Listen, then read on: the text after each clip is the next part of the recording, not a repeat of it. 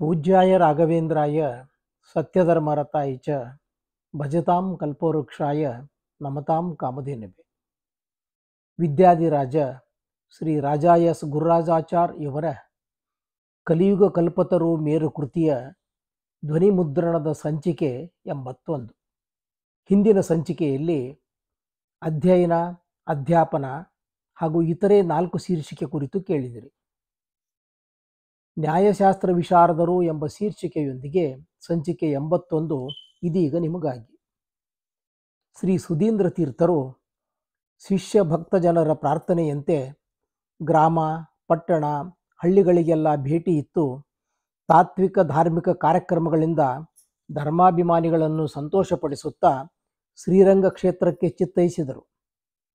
ಬಹು ವರ್ಷಗಳಾದ ಮೇಲೆ ಬಂದ ಶ್ರೀಗಳವರನ್ನು ಶ್ರೀರಂಗದ ಲೌಕಿಕ ವೈದಿಕ ವಿದ್ವಜ್ಜನರು, ಧರ್ಮಾಭಿಮಾನಿಗಳು, ದೇವಾಲಯಾಧಿಕಾರಿಗಳು ಗೌರವದಿಂದ ಸ್ವಾಗತಿಸಿ ಶ್ರೀಮಠದಲ್ಲಿ ಬಿಡಾರ ಮಾಡಿಸಿದರು.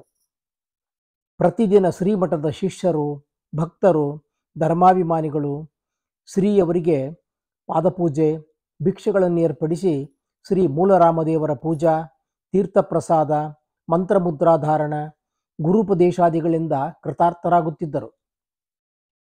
ಪ್ರತಿದಿನ ಮಠದಲ್ಲಿ ವಾಕ್ಯಾರ್ಥ, ಪಂಡಿತರಿಂದ ಗೀತಾ, ರಾಮಾಯಣ, ವೇದ, ಉಪನಿಷತ್ತು, ವೇದಾದಿ ಶಾಸ್ತ್ರಗಳ ಮೇಲೆ ಉಪನ್ಯಾಸಗಳಾಗುತ್ತಿದ್ದು ತ್ರಿಮತಸ್ಥ ಬ್ರಾಹ್ಮಣರು, ಚಾತುರ್ವರ್ಣದ ಇತರ ಧರ್ಮಾಭಿಮಾನಿಗಳು ಈ ಎಲ್ಲ ಕಾರ್ಯಕ್ರಮಗಳಲ್ಲಿ ಭಾಗವಹಿಸಿ ಗುರುಗಳ ಅನುಗ್ರಹಕ್ಕೆ ಪಾತ್ರರಾಗುತ್ತಿದ್ದರು. ಒಂದು ದಿನ ಸಂಜೆ ಶ್ರೀ ಸುಧೀಂದ್ರರು ವಿದ್ವಜ್ಜನರೊಡನೆ ಮಾತನಾಡುತ್ತಾ ಕುಳಿತಿರುವಾಗ ರಜತ ದಂಡಧಾರಿಯೊಬ್ಬನು ಬಂದು, ಮಹಾಸ್ವಾಮಿ, ಕಾಶಿಯ ಪಂಡಿತರೊಬ್ಬರು ಶಿಷ್ಯರೊಡನೆ ದರ್ಶನಕ್ಕಾಗಿ ಬಂದು ಹೊರಗೆ ಕಾದು ನಿಂತಿದ್ದಾರೆ ಎಂದು ವಿಜ್ಞಾಪಿಸಿದನು. ಶ್ರೀಯವರು, ನರಸಿಂಹ, ಆ ಪಂಡಿತರನ್ನು ಗೌರವದಿಂದ ಕರೆದುಕೊಂಡು ಬಾ ಎಂದು ಆಜ್ಞಾಪಿಸಿದರು. ನರಸಿಂಹಾಚಾರ್ಯರು ಕಾಶಿ ಪಂಡಿತರನ್ನು ಸ್ವಾಗತಿಸಿ ಶ್ರೀ ಗುರುಗಳ ಸನ್ನಿಧಿಗೆ ಕರೆತಂದರು. ಕಾಶಿ ಪಂಡಿತರು ಅಜಾನುಬಾಹುಗಳು, ತೇಜಸ್ವಿಗಳು ಆಗಿದ್ದರು. ಶಿಷ್ಯರೊಡನೆ ಗುರುಗಳಿಗೆ ನಮಸ್ಕರಿಸಿ ಕುಳಿತು ಅವರು, ಮಹಾಸ್ವಾಮಿ, ತಮ್ಮ ಕೀರ್ತಿ ಬಹುವಾಗಿ ಕೇಳಿದ್ದೇನೆ. ಶ್ರೀ ವಿಜಯೇಂದ್ರ ತೀರ್ಥರು ಶ್ರೀ ವ್ಯಾಸರಾಜ ಗುರುಗಳಲ್ಲಿ ವ್ಯಾಸಂಗ ಮಾಡುತ್ತಿದ್ದಾಗ ತರುಣ ವಿದ್ಯಾರ್ಥಿಗಳಾಗಿದ್ದ ನಮ್ಮ ತಾತಂದಿರು ಶ್ರೀ ಪಕ್ಷಧರ ಮಿಶ್ರರೊಡನೆ ಕಂಡು ಆನಂದಿಸಿದ್ದರಂತೆ. ಅವರ ಶಿಷ್ಯರಾದ ನೀವು ಉತ್ತರ ಭಾರತ ಸಂಚಾರ ಹೊರಟು ಕಾಶಿಗೆ ಬಂದು ಅನೇಕ ಪಂಡಿತರನ್ನು ಜಯಿಸಿ ಕೀರ್ತಿ ಗಳಿಸಿದ್ದನ್ನು ನಾನು ಕಣ್ಣಾರೆ ಕಂಡು ಆನಂದಿಸಿದ್ದೆ. ಆಗ ನಾನಿನ್ನೂ ವಿದ್ಯಾರ್ಥಿಯಾಗಿದ್ದೆ. ಮತ್ತೊಮ್ಮೆ ತಮ್ಮ ದರ್ಶನ ಮಾಡುವ ಹಂಬಲವಿತ್ತು. ತಮ್ಮ ಶಿಷ್ಯರಾದ ವೆಂಕಟನಾಥಾಚಾರ್ಯರ ಕೀರ್ತಿಯು ಕಾಶಿಯವರಿಗೂ ಹರಡಿದೆ. ಅವರ ಭೇಟಿ ಮಾಡಬಯಸಿದ್ದೇನೆ. ನಾನು ಶ್ರೀ ಪಕ್ಷಧರ ಮಿಶ್ರರ ಶಿಷ್ಯ ಪರಂಪರೆಗೆ ಸೇರಿದವನು. ನನ್ನ ಯೋಗ್ಯತಾನುಸಾರ ಕಾಶಿಯಲ್ಲಿ ಪಾಠ ಪ್ರವಚನ ಮಾಡಿಕೊಂಡಿದ್ದೇನೆ. ನನ್ನ ಹೆಸರು ಕವಿರಾಜ ಮಿಶ್ರ ಎಂದು ವಿಜ್ಞಾಪಿಸಿದರು. ಶ್ರೀಗಳವರಿಗೆ ಪರಮಾನಂದವಾಯಿತು. ಪಂಡಿತೋತ್ತಮರೇ, ಶ್ರೀ ಪಕ್ಷಧರ ಮಿಶ್ರ ಪೂಜ್ಯ ವ್ಯಾಸರಾಜಗುರುಗಳ ಅನುಗ್ರಹಕ್ಕೆ ಪಾತ್ರರಾಗಿದ್ದವರು. ಜಗನ್ಮಾನ್ಯ ಪಂಡಿತರಾದ ಅವರ ಶಿಷ್ಯ ಪರಂಪರೆಗೆ ಸೇರಿದ ನಿಮ್ಮನ್ನು ಕಂಡು ನಮಗೆ ತುಂಬ ಆನಂದವಾಗಿದೆ. ನಿಮ್ಮಂಥ ಪಂಡಿತರಿಂದಲೇ ನಮ್ಮ ಭಾರತೀಯ ವಿದ್ಯೆ, ಸಂಸ್ಕೃತಿಗಳು ಇನ್ನೂ ಅಚ್ಚಳಿಯದೆ ಉಳಿದು ಬಂದಿದೆ. ನಿಮಗೆ ಸ್ವಾಗತ ಎಂದು ಹೇಳಿದರು. ಆಗ ಕವಿರಾಜರು, ತಾವು ನಮ್ಮಂಥ ಪಂಡಿತರನ್ನು ಗೌರವಿಸುವುದು ಸ್ವಾಭಾವಿಕವೇ ಆಗಿದೆ. ಆದರೆ ಸ್ವಾಮಿ, ಷಡ್ದರ್ಶನಾಚಾರ್ಯರು, ವಾದವಿದ್ಯಾ ಕೋವಿದರು ಆದ ತಮ್ಮಂಥ ಜ್ಞಾನಿಗಳಿಂದಲೇ ನಮ್ಮ ಭಾರತದಲ್ಲಿ ಸಕಲ ವೈದಿಕ ವಿದ್ಯೆಗಳು, ಶಾಸ್ತ್ರಗಳು, ಸಂಸ್ಕೃತಿ, ಧರ್ಮ, ಸತ್ಪರಂಪರೆಗಳು ಇನ್ನೂ ಜೀವಂತವಾಗಿ ಉಳಿದು ಬೆಳೆಯುತ್ತಾ ಶೋಭಿಸುತ್ತಿದೆ. ವಿದ್ಯಾಪಕ್ಷಪಾತಿಗಳು, ಪಂಡಿತ ಪೋಷಕರೆಂಬ ತಮ್ಮ ಬಿರುದು ಸತ್ಯವೆಂಬುದನ್ನೆಂದು ಮನಗಂಡೆ. ಅಂದ ಹಾಗೆ ವೆಂಕಟನಾಥಾಚಾರ್ಯರನ್ನು ನಾನು ಕಾಣಬಹುದೇ ಎಂದು ಕೇಳಿದರು. ಅದೇ ಹೊತ್ತಿಗೆ ಸಾಯಂ ಸಂಧ್ಯೆಗೆ ರಾಮಚಂದ್ರಾಚಾರ್ಯರು ಹಾಗೂ ವಿದ್ಯಾರ್ಥಿಗಳೊಡನೆ ಕಾವೇರಿ ನದಿಗೆ ಹೋಗಿದ್ದ ವೆಂಕಟನಾಥರು ಬಂದು ಶ್ರೀಗಳವರಿಗೆ ನಮಸ್ಕರಿಸಿ ಕುಳಿತರು.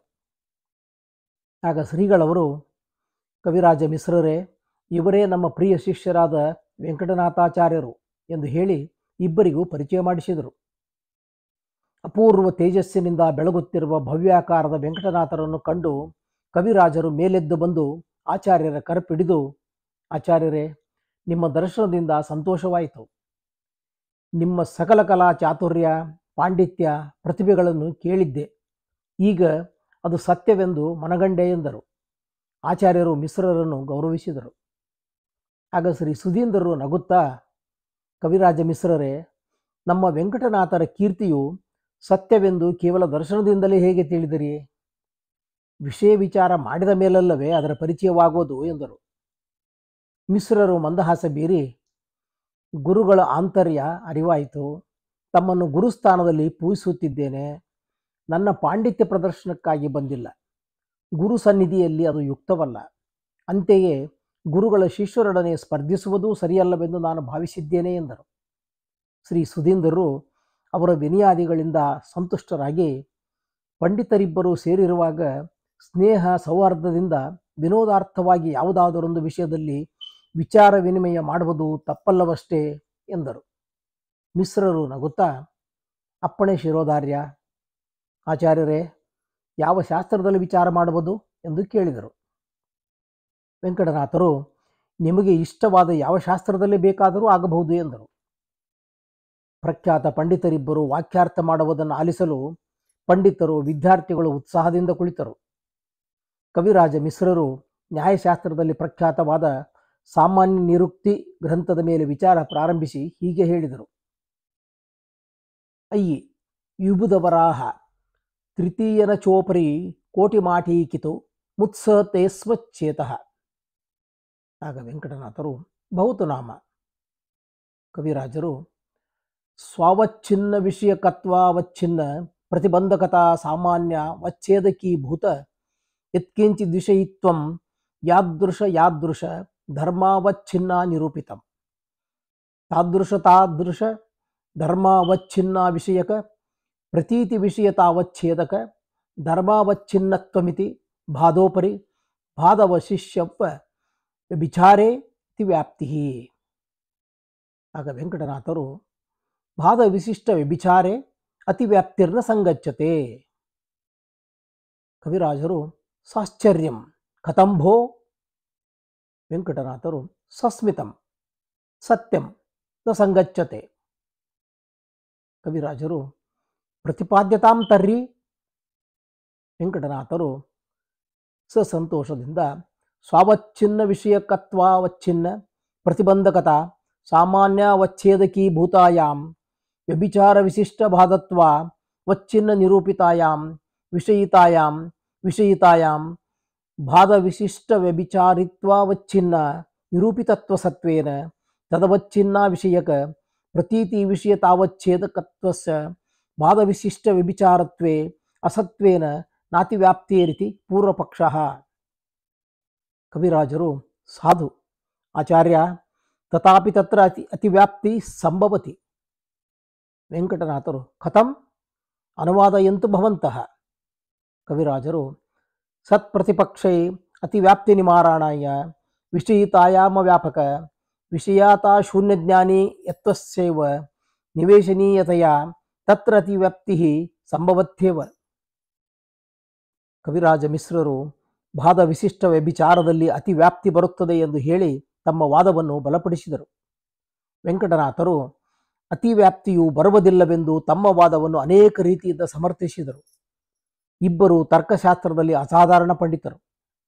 ತಮ್ಮ ತಮ್ಮ ವಾದಗಳನ್ನು ಅನೇಕ ಬಗೆಯಾಗಿ ಚಾತುರ್ಯದಿಂದ ಸಮರ್ಥಿಸಲಾರಂಭಿಸಿದ್ದರಿಂದ ಸುಮಾರು 1 ಗಂಟೆಯವರೆಗೂ ವಾಕ್ಯಾರ್ಥ ನಡೆದರೂ ಯಾವ ಪಕ್ಷ ಸರಿ ಎಂದು ತೀರ್ಮಾನವಾಗಲಿಲ್ಲ. ಅಭೂತಪೂರ್ವವಾದ ನ್ಯಾಯಶಾಸ್ತ್ರದಲ್ಲಿನ ವಾಕ್ಯಾರ್ಥವನ್ನು ಆಲಿಸುತ್ತಾ ಪಂಡಿತರು ಆನಂದಭರಿತರಾಗಿ ಹರ್ಷೋದ್ಗಾರ ಮಾಡುತ್ತಾ ವಾಕ್ಯಾರ್ಥವು ಹೇಗೆ ಕೊನೆಗಾಣುವುದೋ ಎಂಬ ಕುತೂಹಲದಿಂದ ಮಂತ್ರಮುಗ್ಧರಾದವರಂತೆ ಕುಳಿತಿದ್ದಾರೆ. ಶ್ರೀ ಸುಧೀಂದ್ರ ತೀರ್ಥರಂತೂ ಪ್ರತಿಭಾಶಾಲಿಗಳಾದ ಉಭಯ ಪಂಡಿತರ ವಾದವನ್ನು ಆಲಿಸಿ ಪರಮಾನಂದ ಪಡುತ್ತಿದ್ದಾರೆ. ಆಗ ವೆಂಕಟನಾಥರು ವಾದವನ್ನು ಹೆಚ್ಚು ಮುಂದುವರಿಸಲಿಚ್ಛಿಸದೆ ಶ್ರೀಪಾದಂಗಳವರಿಗೆ ಕಣ್ಣಿನಿಂದಲೇ ನಮಸ್ಕರಿಸಿ ಸಾಮಾನ್ಯ ನಿರುಕ್ತಿ ಗ್ರಂಥದ ಮೇಲಿನ ಒಂದು ಅಪೂರ್ವ ಕ್ರೋಢ ಪತ್ರವನ್ನು ಆಧರಿಸಿ ತಮ್ಮ ವಾದವನ್ನು ಪ್ರಾರಂಭಿಸಿದರು. ಆಚಾರ್ಯರ ಅದ್ಭುತ ಅನುವಾದವನ್ನು ಅರಿಸಿ ಸರ್ವರು ಸಾಧು ಸಾಧು ಎಂದು ಪ್ರಶಂಸಿಸಿದರು. ಕವಿರಾಜರು, ಓಹೋ ಅಶ್ರುತಪೂರ್ವೋ ಯಮನುಗಮಃ ಅಸ್ಮತ್ ಪೂಜ್ಯ ಆಚಾರ್ಯಾನ್ ಪಕ್ಷಧರ ಮಿಶ್ರಾನ್ ಸ್ಮಾರಯತಿ ಸಾಮೇ ವೆಂಕಟನಾಥಾಚಾರ್ಯ. ಕವಿರಾಜ ಮಿಶ್ರರು ವಿಸ್ಮಯದಿಂದ ಆಚಾರ್ಯರ ಪ್ರತಿಭೆಯನ್ನು ಹೊಗಳಿದಾಗ ಸಮಸ್ತ ಸಭಾಸದರು ಅತ್ಯಪೂರ್ವ ರೀತಿಯಿಂದ ಅನುವಾದ ಮಾಡಿ ತಾವು ಹೇಳಿದ ಪೂರ್ವ ಪಕ್ಷವನ್ನೇ ಸಾಧಿಸಿದ ವೆಂಕಟನಾಥರ ನ್ಯಾಯಶಾಸ್ತ್ರ ಪ್ರಾವೀಣ್ಯತೆ ಪ್ರತಿಭೆಗಳನ್ನು ಕಂಡು ಆನಂದಾಬುದಿಯಲ್ಲಿ ಮುಳುಗೇಳ ಹತ್ತಿದರು. ಕವಿರಾಜ ಮಿಶ್ರರು ಆಚಾರ್ಯರನ್ನು ಪ್ರೇಮ ಭರದಿಂದ ಆಲಿಂಗಿಸಿ, ಆಚಾರ್ಯರೇ, ನಿಮ್ಮ ಪಾಂಡಿತ್ಯ ಪ್ರತಿಭೆಗಳನ್ನು ಕಂಡು ಆನಂದ ಪರವಶನಾಗಿದ್ದೇನೆ. ನಿಮ್ಮ ಕೀರ್ತಿಯು ಸತ್ಯವೆಂಬುದೀಗ ನನಗೆ ಅನುಭವಕ್ಕೆ ತಂದು ಕೊಟ್ಟಿದ್ದೀರಿ. ಆನಂದ, ಪರಮಾನಂದ ಎಂದು ಮುಕ್ತಕಂಠದಿಂದ ಹೊಗಳಿದರು. ಅನಂತರ ಶ್ರೀಯವರಿಗೆ ನಮಿಸಿ, ಸ್ವಾಮಿ, ವೆಂಕಟನಾಥಾಚಾರ್ಯರಂತಹ ಅಪೂರ್ವ ಪ್ರತಿಭಾಶಾಲಿಗಳಾದ ವಿದ್ವಾಂಸರು ಕಾಶಿಯಲ್ಲಿ ಇದ್ದಿದ್ದರೆ ಅಲ್ಲಿನ ವಿದ್ವಜ್ಜನರು ಇವರನ್ನು ಆನೆಯ ಮೇಲೆ ಮೆರೆಸಿ ರತ್ನಾಭಿಷೇಕ ಮಾಡಿ ಗೌರವಿಸುತ್ತಿದ್ದರು ಎಂದು ವಿಜ್ಞಾಪಿಸಿದರು. ಮಿಶ್ರರ ಶ್ಲಾಘನೆಯಿಂದ ನಾಚಿದ ಆಚಾರ್ಯರು ಶ್ರೀಯವರಿಗೆ ನಮಸ್ಕರಿಸಿ, ನಾನಿನ್ನು ವಿದ್ಯಾರ್ಥಿ, ಗುರುಗಳ ಶಿಷ್ಯಕೋಟಿಯಲ್ಲಿ ನಾನೊಬ್ಬ ಸಾಮಾನ್ಯ ಎಂದರು. ಶ್ರೀ ಸುಧೀಂದ್ರರು ಆಚಾರ್ಯರನ್ನು ಆಶೀರ್ವದಿಸಿದರು. ಆಗ ಆಚಾರ್ಯರು, ಸ್ವಾಮಿ ಮಿಶ್ರರೇ, ನನ್ನ ಗುರುಗಳ ಈ ಒಂದು ಅನುಗ್ರಹ ಆಶೀರ್ವಾದದ ಮುಂದೆ ಆನೆಯ ಮೇಲೆ ಮೆರವಣಿಗೆ, ರತ್ನಾಭಿಷೇಕಗಳು ಅತ್ಯಲ್ಪ ಎಂದು ಹೇಳಿದರು. ಆಗ ಗುರುಗಳು, ಮಿಶ್ರರೇ, ನೀವು ಮಹಾಪಂಡಿತರಾಗಿರುವಂತೆ ಉದಾರ ಹೃದಯರು, ಗುಣಗ್ರಹಿಗಳು ಆಗಿದ್ದೀರಿ. ನಿಮಗೆ ಭಗವಂತನು ಸನ್ಮಂಗಳವನ್ನು ಕರುಣಿಸಲಿ ಎಂದು ಆಶೀರ್ವದಿಸಿ ಶಾಲು ಜೋಡಿ, ರಜತ ತಂಬಿಗೆ, ಪಂಚಪಾತ್ರೆ, ಸುವರ್ಣ ವರಹಗಳನ್ನಿತ್ತು ಸಂಭಾವಿಸಿದರು. ಮಿಶ್ರರ ಶಿಷ್ಯರಿಗೂ ಸರಿಯಾದ ರೀತಿಯಲ್ಲಿ ಸಂಭಾವನೆ ನೀಡಿ ಸಂತೋಷಪಡಿಸಿದರು. ವೆಂಕಟನಾಥರಿಗೂ ಶಾಲು ಹೊದ್ದಿಸಿ ಗೌರವಿಸಿದರು. ತರುವಾಯ ಮಿಶ್ರರು ಗುರುಗಳ ಅಪ್ಪಣೆ ಪಡೆದು ತೆರಳಿದರು. ಶ್ರೀ ಸುಧೀಂದ್ರ ಗುರುಗಳು 1 ತಿಂಗಳ ಕಾಲ ಹೀಗೆ ಶ್ರೀರಂಗದಲ್ಲಿ ಒಂದು ಜ್ಞಾನಸತ್ರವನ್ನೇ ನೆರವೇರಿಸಿ ತತ್ವಧರ್ಮೋಪದೇಶಗಳಿಂದ ಜನರನ್ನು ಅನುಗ್ರಹಿಸಿ ಸಂಚಾರ ಹೊರಟು ಅಲ್ಲಲ್ಲಿನ ಜನತೆಯನ್ನು ಉದ್ಧರಿಸುತ್ತಾ ರಾಮಚಂದ್ರಪುರ ಅಗ್ರಹಾರಕ್ಕೆ ದಯಮಾಡಿಸಿದರು. ಮುಂದಿನ ಭಾಗ ಅಣ್ಣನ ಮನೆಯಲ್ಲಿ. ಮಹಾಸಂಸ್ಥಾನದೊಡನೆ ಆಗಮಿಸಿದ ಶ್ರೀಗಳವರನ್ನು ಗುರುರಾಜಾಚಾರ್ಯರು ಪುರಜನರೊಡನೆ ಸ್ವಾಗತಿಸಿ ಶ್ರೀ ಪ್ರಾಣದೇವರ ಆಲಯದಲ್ಲಿ ಬಿಡಾರ ಮಾಡಿಸಿದರು. ಮರುದಿನ ಗುರುಗಳಿಗೆ ತಮ್ಮ ಮನೆಯಲ್ಲಿ ಪಾದಪೂಜೆ ಮಾಡಿ ಭಿಕ್ಷವನ್ನೇರ್ಪಡಿಸಿ ಗುರುಗಳ ಅನುಗ್ರಹಕ್ಕೆ ಪಾತ್ರರಾದರು. ವೆಂಕಟನಾಥಾಚಾರ್ಯ ದಂಪತಿಗಳು ಪುತ್ರನೊಡನೆ ಅಣ್ಣನ ಮನೆಯಲ್ಲಿ ಬಿಡಾರ ಹೂಡಿದರು. ಬಹು ವರ್ಷಗಳ ಮೇಲೆ ಮತ್ತೆ ಅಣ್ಣ ತಮ್ಮಂದಿರ ಮಿಲನವಾದ್ದರಿಂದ ಉಭಯರಿಗೂ ಪರಮಾನಂದವಾಯಿತು. ವೆಂಕಟನಾಥಾಚಾರ್ಯ ದಂಪತಿಗಳು ಲಕ್ಷ್ಮೀನಾರಾಯಣನೊಡನೆ ಮನೆಗೆ ಬಂದಿದ್ದರಿಂದ ಕಮಲಾದೇವಿ ವೆಂಕಟನಾರಾಯಣರಿಗೆ ಅಪಾರ ಸಂತೋಷವಾಯಿತು. ಕಮಲಾದೇವಿ ಎವೆ ಇಕ್ಕದೆ ಸರಸ್ವತಿಯನ್ನು ನೋಡುತ್ತಾ ಮಂದಹಾಸದಿಂದ, ಸರಸ್ವತಿ, ನೀನು ಎಷ್ಟು ಚೆಲುವಿಯೇ, ಲಕ್ಷ್ಮೀನಾರಾಯಣನು ಜನಿಸಿದ ಮೇಲೆ ನೀನು ಹೆಚ್ಚು ಸುಂದರಿಯಾಗಿ ಕಾಣುತ್ತಿದ್ದೀಯೆ.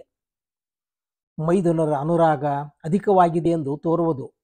ಸಂತೋಷ, ನಿನ್ನ ಪ್ರೇಮದಿಂದ ನನ್ನ ಮೈದುನನನ್ನು ಸ್ವಾಧೀನಪಡಿಸಿಕೊಂಡು ಅವರನ್ನು ಜಯಿಸಿಬಿಟ್ಟಿರುವಂತಿದೆ ಅಲ್ಲವೇ ಎಂದು ಹಾಸ್ಯ ಮಾಡಿದಳು.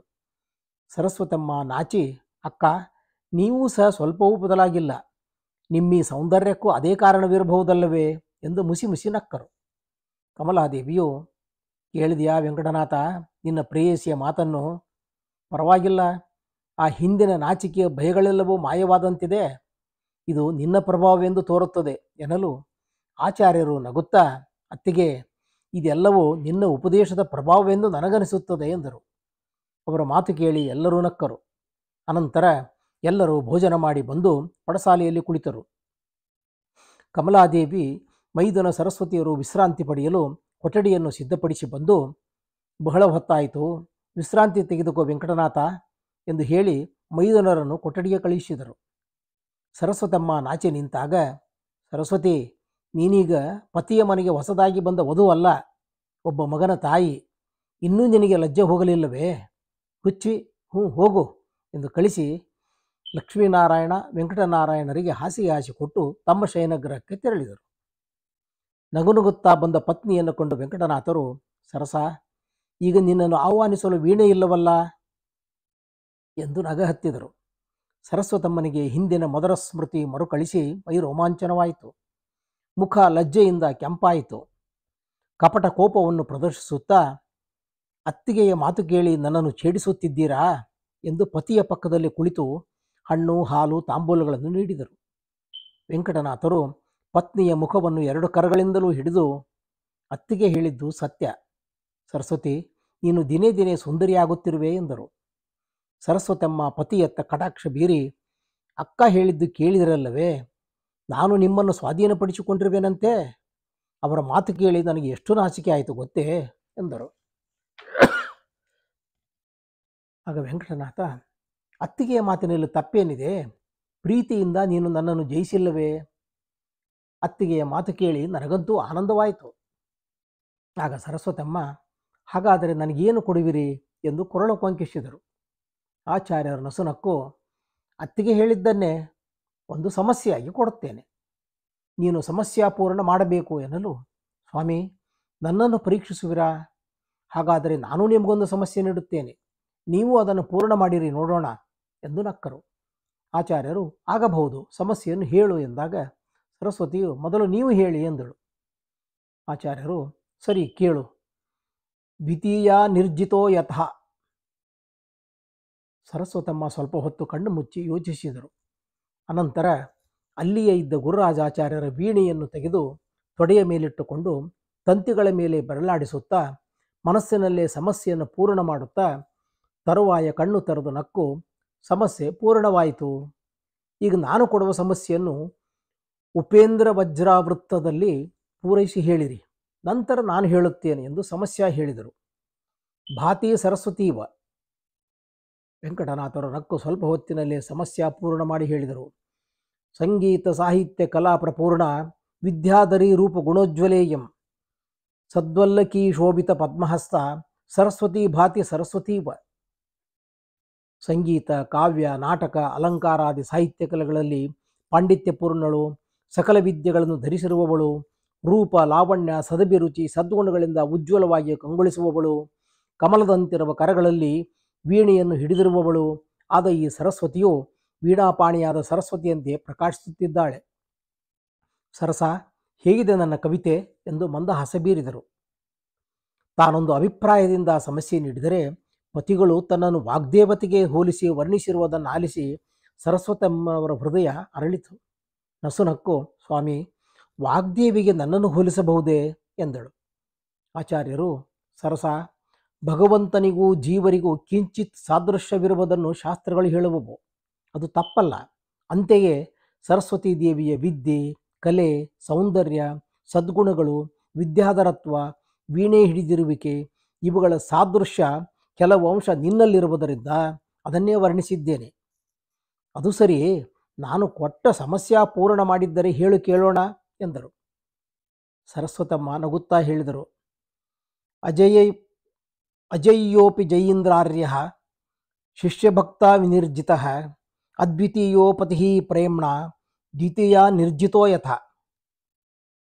ಆಗ ವೆಂಕಟನಾಥರು, ಭಲೇ ಸರಸ್ವತಿ, ನನ್ನ ಸಮಸ್ಯೆಯನ್ನು ಉಭಯ ವಿಧದಿಂದ ಸ್ವಾರಸ್ಯಕರವಾಗಿ ಬಳಸಿಕೊಂಡು ಪೂರೈಸಿದ್ದೀಯೆ. ಶ್ರೀ ವಿಜಯೇಂದ್ರ ತೀರ್ಥರು ಜಗತ್ತಿನಲ್ಲಿ ಮತ್ತಾರಿಂದಲೂ ಜಯಿಸಲಾಗದ ಮಹಾಮಹಿಮರು. ಹೀಗಿದ್ದರೂ ಅವರು ಜಿತರಾದರು. ಪ್ರಿಯ ಶಿಷ್ಯರಾದ ಶ್ರೀ ಸುಧೀಂದ್ರರ ಭಕ್ತಿ, ಶ್ರದ್ಧೆ, ಸೇವಾದಿಗಳಿಂದ ಸೋತು ಹೋದರು. ಇದಕ್ಕೆ ದೃಷ್ಟಾಂತ ಪತ್ನಿಗೆ ದ್ವಿತೀಯ ಎಂಬ ಹೆಸರಿದೆ. ಪತಿಯು ಅದ್ವಿತೀಯ, ಅಂದರೆ ಅವನಿಗೆ ಸಮರು ಬೇರೊಬ್ಬರಿಲ್ಲದಿದ್ದರೂ ಪ್ರೇಮ ವಿಷಯದಲ್ಲಿ ಪತ್ನಿಯಿಂದ ಸೋತಂತೆ. ಆಹಾ ಸರಸ್ವತಿ, ಬಲು ಸೊಗಸಾಗಿದೆ. ನಾನು ಅದ್ವಿತೀಯನೆಂದು, ದ್ವಿತೀಯ ಆದ ನಿನ್ನ ಪ್ರೇಮದಿಂದ ಜಿತನಾದನೆಂದು ವರ್ಣಿಸಿ ಅತ್ತಿಗೆಯ ಕೊಂಕು ನುಡಿಗೆ ಉತ್ತರ ನೀಡಿರುವೆ ಎಂದು ಪತ್ನಿಯನ್ನು ಪ್ರೀತಿಯಿಂದ ಹೊಗಳಿದರು. ಅನಂತರ ವಿಶ್ರಾಂತಿ ಪಡೆದರು. ಶ್ರೀ ಸುಧೀಂದ್ರ ತೀರ್ಥರು ರಾಮಚಂದ್ರಪುರದಿಂದ ಹೊರಟು ಅಚ್ಯುತಪ್ಪ ಸಮುದ್ರಕ್ಕೆ ಬಂದು ಅಲ್ಲಿ 2 ದಿನಗಳಿದ್ದು ಅಲ್ಲಿಂದ ಪೂರ್ವಾಶ್ರಮ ಬಂಧುಗಳು ವೆಂಕಟನಾಥರ ಮಾವಂದಿರು ಆದ ವಾಸುದೇವಾಚಾರ್ಯರ ಪ್ರಾರ್ಥನೆಯಂತೆ ಅವರ ಅಗ್ರಹಾರಕ್ಕೆ ದಯಮಾಡಿಸಿ ಅವರ ಸೇವೆ ಸ್ವೀಕರಿಸಿದರು.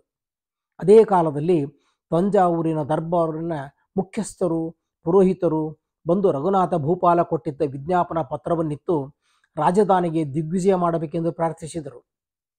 ಶ್ರೀಗಳವರು ಸಂತಸದಿಂದ ಬರುವ ಭರವಸೆ ನೀಡಿ ಮಹಾಸಂಸ್ಥಾನದೊಡನೆ ತಂಜಾವೂರಿಗೆ ವಿಜಯಂಗೈದರು. ರಘುನಾಥ ಭೂಪಾಲನು ತನ್ನ ಪ್ರಾರ್ಥನೆಯಂತೆ ಚಿತ್ತೈಸಿದ ಶ್ರೀ ಸುಧೀಂದ್ರ ಗುರುವರ್ಯರನ್ನು ರಾಜವೈಭವ ಬಿರುದು, ಬಾವಳಿ, ವಾದ್ಯ ಮೇಳ, ಪಂಡಿತ ಮಂಡಲಿ, ಪೌರಾಜನಪದರೊಡನೆ ಸ್ವಾಗತಿಸಿ ಅಂಬಾರಿಯಲ್ಲಿ ಮಂಡಿಸಿ ಮೆರವಣಿಗೆಯಿಂದ ಕರೆತಂದು ಭವ್ಯ ಪ್ರಸಾದದಲ್ಲಿ ಇಳಿಸಿ ಆಶೀರ್ವಾದ ಪಡೆದು ಅರಮನೆಗೆ ಮರಳಿದನು. ಮರುದಿನ ಅರಮನೆಯಲ್ಲಿ ಪತ್ನಿ, ಪುತ್ರ, ಬಂಧು, ಬಾಂಧವ, ಸಚಿವ, ಸೇನಾನಿ, ಪಂಡಿತ ಮಂಡಳಿಯೊಡನೆ ರಘುನಾಥ ನಾಯಕನು ಶ್ರೀ ಗುರುಪಾದರಿಗೆ ಭಕ್ತಿಯಿಂದ ಪಾದಪೂಜೆ ನೆರವೇರಿಸಿದನು. ಮಾರನೆಯ ದಿನ ಗೀತಾ ಜಯಂತಿ ಪ್ರಯುಕ್ತ ಶ್ರೀಮಠದಲ್ಲಿ ವಿಶೇಷವಾಗಿ ವಿದ್ವಾಂಸರ ಉಪನ್ಯಾಸ, ಗುರುಗಳ ಉಪದೇಶಗಳಾದವು. ಶ್ರೀಕೃಷ್ಣನ ಪ್ರೀತ್ಯರ್ಥವಾಗಿ ಶ್ರೀ ಸುಧೀಂದ್ರ ಗುರುಗಳ ಅಪ್ಪಣೆಯಂತೆ ವೆಂಕಟನಾಥಾಚಾರ್ಯರು ಪುತ್ರ ಲಕ್ಷ್ಮೀನಾರಾಯಣರನ್ನೇ ವೀಣಾವಾದನ ಮಾಡಿದರು. ಅಂದಿನ ಆಚಾರ್ಯರ ವೀಣಾವಾದನ ವೈಭವ, ಮೈ ಪುಳುಕಿಸುವ ರಾಗವಾಹಿನಿ, ಝೇಂಕಾರ ಪಾಂಡಿತ್ಯಗಳನ್ನು ಕಂಡು ಕೇಳಿ ಜನರು ಆನಂದ ತುಂದಿಲರಾದರು. ರಘುನಾಥ ಭೂಪಾಲನ ಆನಂದಕ್ಕಂತೂ ಪಾರವೇ ಉಳಿಯಲಿಲ್ಲ. ಆಚಾರ್ಯರ ಅಪೂರ್ವ ವೀಣಾವಾದನ ಚಾತುರ್ಯವನ್ನು, ತೇಜಸ್ಸು, ಸದ್ಗುಣಗಳನ್ನು ಕಂಡು ರಘುನಾಥ ಭೂಪಾಲ ಅವರಲ್ಲಿ ಅಪಾರ ಗೌರವ ತಾಳಿದನು. ಗುರುಪಾದರಲ್ಲಿ ಪ್ರಾರ್ಥಿಸಿ ಆಚಾರ್ಯ ದಂಪತಿಗಳು ಕುಮಾರ ಲಕ್ಷ್ಮೀನಾರಾಯಣರನ್ನು ಅರಮನೆಗೆ ಕರೆಸಿಕೊಂಡು ಪತ್ನಿ ಪುತ್ರರಿಂದ ಒಡಗೂಡಿ ಅವರನ್ನು ಆದರದಿಂದ ಸನ್ಮಾನಿಸಿ ಬೆಲೆ ಬಾಳುವ ಕಿಲ್ಲತ್ತು ವೀಳ್ಯಗಳನ್ನಿತ್ತು ತನ್ನ ಸಂತೋಷವನ್ನು ವ್ಯಕ್ತಪಡಿಸಿದನು. ಆಚಾರ್ಯರು ರಾಜದಂಪತಿಗಳು ಯುವರಾಜ ವಿಜಯರಾಘವರನ್ನು ಆಶೀರ್ವದಿಸಿ ಶ್ರೀಮಠಕ್ಕೆ ಮರಳಿದರು. ಇಲ್ಲಿಗೆ ಸಂಚಿಕೆ 81 ಮುಕ್ತಾಯ. ಕಾಕತಾಳೀಯ ವಾಕ್ಯಾರ್ಥ ಎಂಬ ಶೀರ್ಷಿಕೆಯೊಂದಿಗೆ ಮುಂದಿನ ಸಂಚಿಕೆ ಆರಂಭ. ಶ್ರೀಕೃಷ್ಣ ಅರ್ಪಣಮಸ್ತು.